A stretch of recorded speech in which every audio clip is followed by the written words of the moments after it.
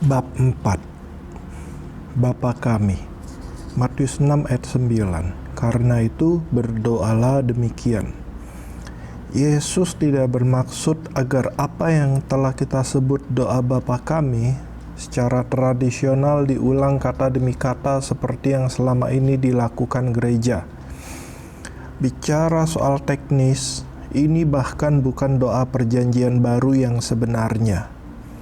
Anda mungkin terkejut mendengarnya, tetapi perhatikan bahwa ini tidak didoakan di dalam nama Yesus. Tepat sebelum ia mati, Tuhan berkata, "Sesungguhnya segala sesuatu yang kamu minta kepada Bapa akan diberikannya kepadamu dalam namaku. Sampai sekarang kamu belum meminta sesuatu pun dalam namaku. Mintalah maka kamu akan menerima, supaya penuhlah sukacitamu." Yohanes 16 ayat 23-24.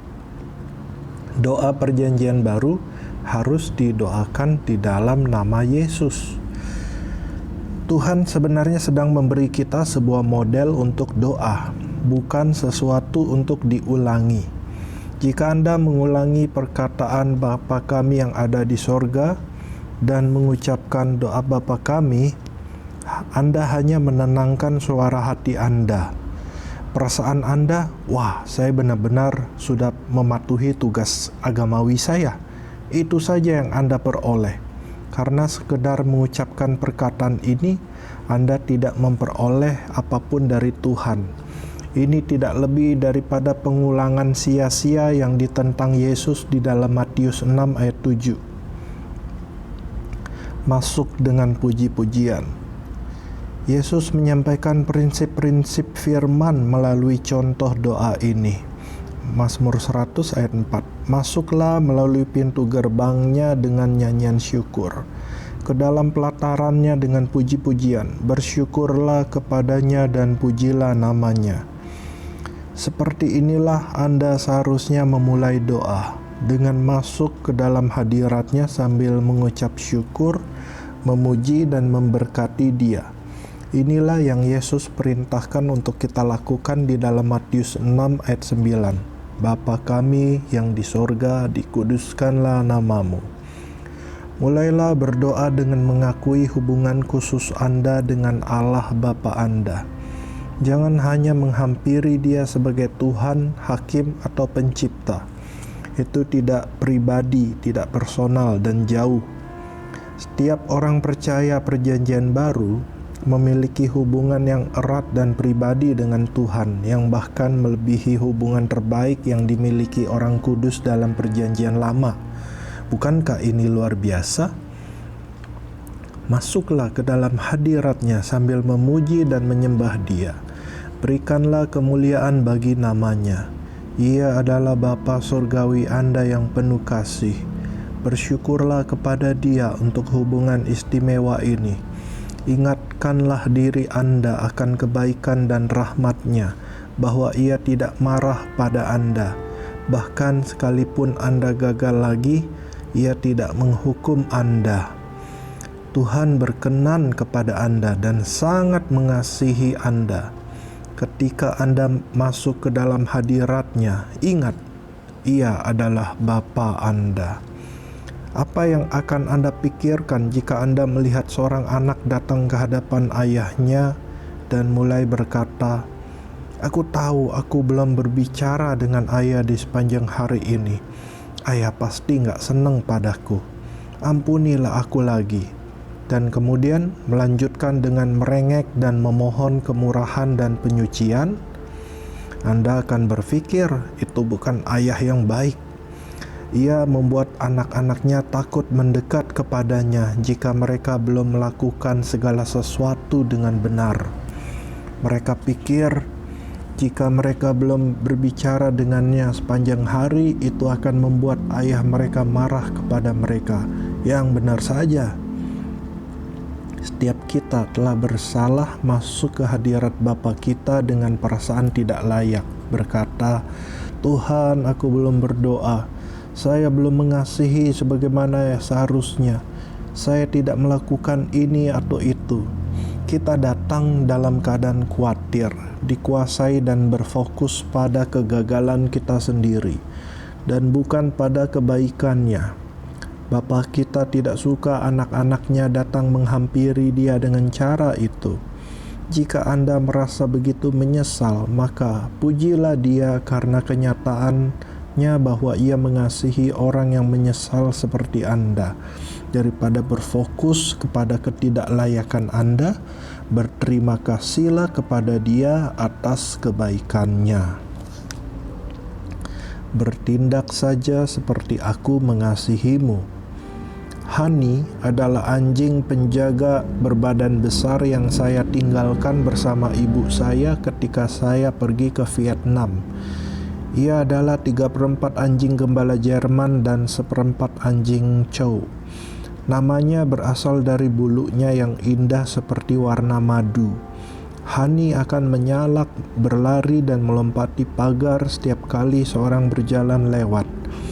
Nampaknya galak, ia membuat takut banyak orang.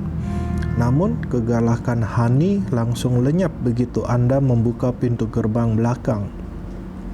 Ia segera menyingkir dari jalan Anda. Anda tahu, Hani telah dipukuli dengan rantai sebelum saya mendapatkannya. Meskipun kelihatan galak, ia sebenarnya sangat pemalu.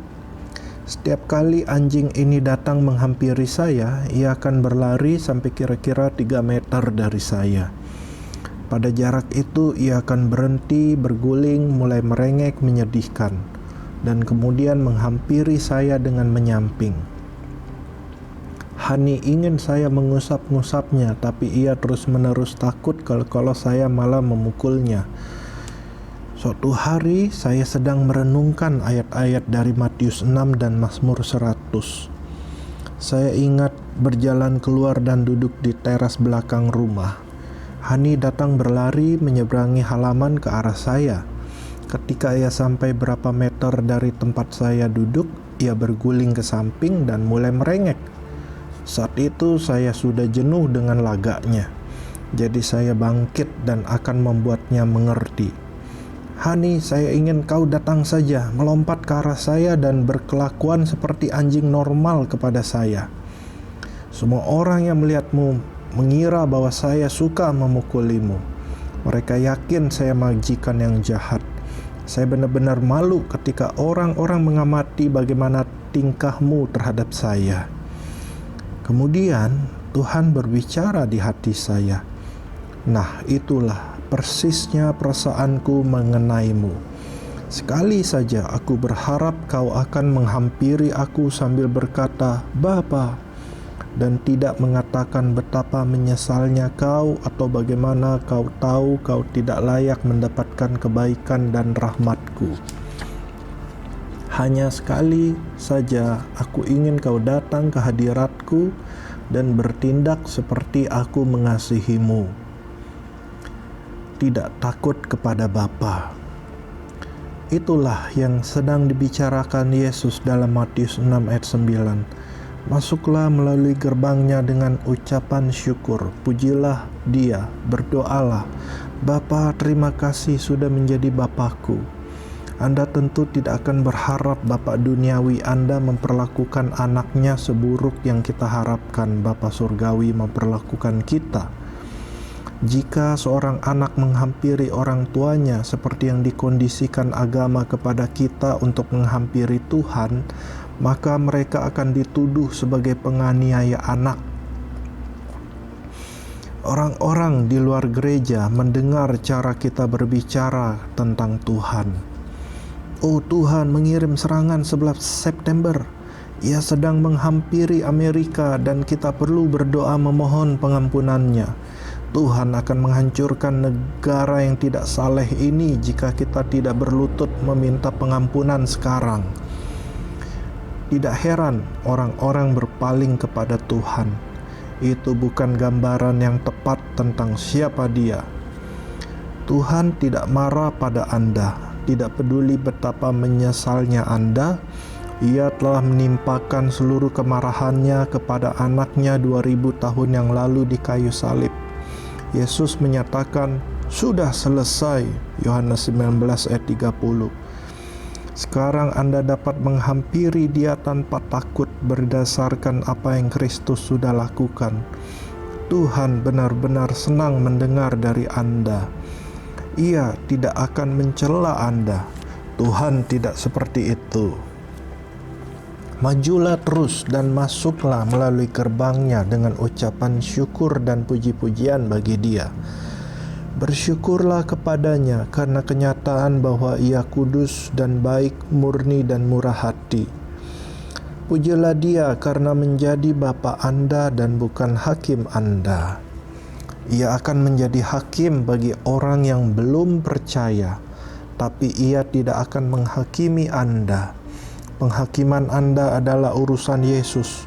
Ketika Anda berdiri di hadapannya pada hari penghakiman sebagai orang percaya di dalam Kristus, itu untuk memberikan upah kekal kepada Anda, bukan penghukuman. Benar-benar tidak perlu takut kepada Bapa Surgawi Anda yang penuh kasih. Manifestasi surga di bumi. Matius 6 ayat 10. Datanglah kerajaanmu. Jadilah kehendak-Mu di bumi seperti di sorga. Yesus terus memuji Tuhan, mengatakan, Bapa, aku tahu adalah kehendak-Mu segala sesuatu di bumi terjadi seperti di sorga. Di sorga tidak ada penyakit, jadi bukanlah kehendak Tuhan jika Anda sakit. Tidak ada kemiskinan di sorga, jadi bukan kehendak Tuhan bila Anda miskin di sini di bumi.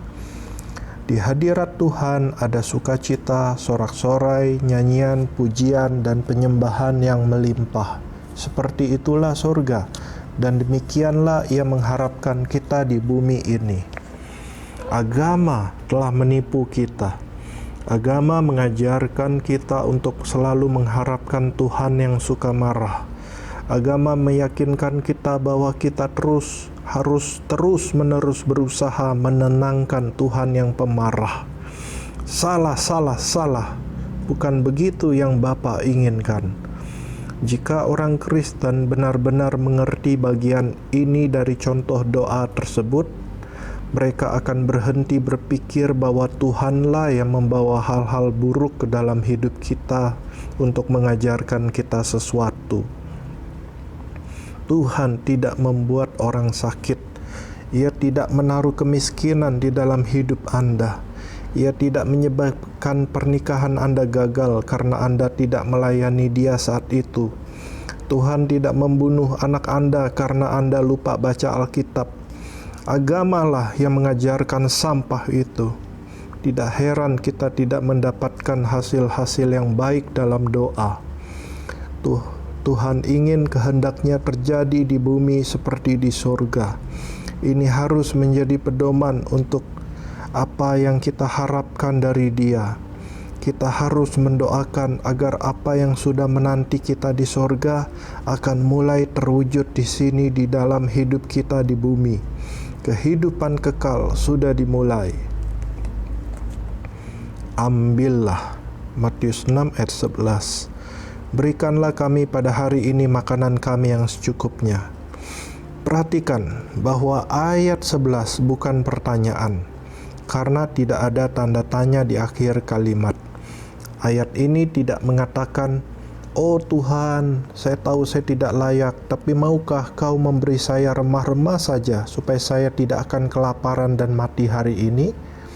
Tidak, ini adalah permintaan. Berikanlah kami pada hari ini makanan kami yang secukupnya. Ini bukan permintaan yang arogan. Tuhan, saya memaksamu. Bukan. Tapi lebih seperti seorang anak kecil yang datang ke dapur saat makan siang menyatakan, Ibu, aku minta makan. Apakah Anda menamparnya dan memintanya mohon kepada ibu? Tidak. Menyediakan makanan adalah bagian dari hubungan keluarga. Anak-anak mengharapkan ibu dan ayah memenuhi kebutuhan mereka. Keakraban dengan kasih orang tua mereka lah yang membuat mereka berani menghampiri. Tuhan ingin kita berhubungan seperti ini dengan Dia. Ia merindukan semua orang percaya menjadi begitu akrab dengan kasih-Nya sehingga kita berani menghampiri Dia. Ibrani 4 ayat 16. Ia rindu anak-anaknya percaya bahwa semua persediaan yang mereka butuhkan sudah disiapkan. Mereka hanya perlu meraih dengan iman dan mengambilnya. Bapa, terima kasih. Saya menerima kesembuhan saya. Saya menerima kemakmuran saya. Saya mengasihi-Mu, Bapa. Anda tidak membuat Tuhan melakukan sesuatu. Anda hanya tahu di dalam hati Anda bahwa Ia sudah menyediakan, maka Anda tinggal meraih dan mengambilnya. Tidak banyak orang Kristen yang menghampiri Tuhan dengan cara ini. Kita datang ke hadapan-Nya seperti pengemis daripada anak. Kita seharusnya berdoa, Bapa, saya bersyukur karena Kau sudah menyediakan semua yang saya butuhkan. Kau tidak pernah menolak apapun yang baik untuk saya. Sebaliknya kita masuk ke hadirat-Nya dengan perasaan sepertinya Tuhan tidak benar-benar ingin bergerak dalam hidup kita. Jadi kita meminta dan memohon kepada-Nya untuk membuat Dia bergerak atas nama kita. Sikap itu menjengkelkan. Itu adalah perbudakan agamawi, bukan doa yang sesungguhnya. Tuhan dihina dan itu tidak memberkati Anda. Ubahlah itu dan mulailah lagi. Berikanlah kami pada hari ini makanan kami yang secukupnya. Manfaatkanlah saja apa yang sudah Ia kerjakan. Ambillah. Diampuni dan dibebaskan. Matius 6 ayat 12-13. Dan ampunilah kami akan kesalahan kami seperti kami juga mengampuni orang yang bersalah kepada kami. Dan janganlah membawa kami ke dalam pencobaan. Jelas bahwa ini bukan doa perjanjian baru. Dosa Anda sudah diampuni. Anda tidak perlu terus mengaku dosa dan berdoa, ampunilah kami akan kesalahan kami. Ampunilah kami akan kesalahan kami. Begitu Anda sudah percaya dan menerima Tuhan, dosa Anda sudah diampuni, masa lalu, sekarang, dan masa akan datang. Anda tidak perlu berdoa, Tuhan janganlah membawa saya ke dalam pencobaan. Tentu saja Ia tidak akan melakukannya. Bapa yang penuh kasih, mana yang mau melakukannya? Yesus mengucapkan hal-hal ini dalam Matius 6 sebelum salib dan kebangkitan. Ia dibawa ke dalam pencobaan atas nama kita dan mengalahkan si jahat. Matius 4 ayat 1-11. Jika Anda sedang dibawa ke dalam pencobaan, Anda boleh yakin bahwa itu pasti bukan Tuhan. Yakobus 1 ayat 13-14. Mengetahui kebenaran ini, Anda bisa berdoa, Bapa, saya tahu bukan kehendak-Mu untuk saya dicobai. Itu bagus. Matius 6 ayat 13. Tetapi lepaskanlah kami daripada yang jahat. Karena Engkaulah yang punya kerajaan dan kuasa dan kemuliaan sampai selama-lamanya. Amin. Melalui iman di dalam Kristus, kita sudah pindah kerajaan. Yesus sudah membebaskan kita keluar dari kerajaan kegelapan dan menempatkan kita dalam kerajaan terang. Si jahat telah kehilangan haknya atas kita sepenuhnya, dan kita sekarang menjadi milik Bapa Surgawi kita yang penuh kasih. Untuk ini kita memuji Dia. Haleluya.